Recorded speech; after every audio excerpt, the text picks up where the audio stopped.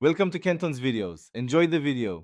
You begin by opening Display Settings, right-click the desktop and select Display Settings. Once there, you'll see a brightness slider under Brightness and Color.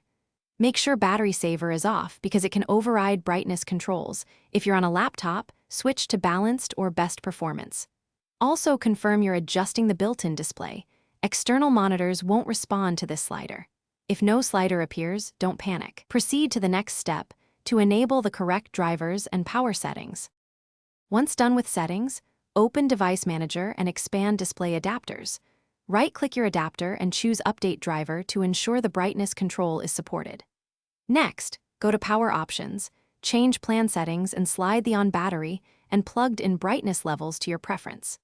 If the screen still changes automatically, find and disable Adaptive Brightness under Advanced Power Settings or via Intel/AMD graphics control panels. These steps fix driver and power conflict. To finish, restart Windows to apply driver updates and power setting changes. This often resolves lingering issues. For external monitors, use the on-screen display controls on the monitor itself, since Windows sliders won't affect them. If brightness still won't change, reinstall the display driver. Uninstall it in Device Manager, reboot, and let Windows reinstall or install the vendor driver. Key tip: if the slider is missing or non-functional, check for graphics driver conflicts and safe mode. Reinstalling the correct OEM driver usually fixes.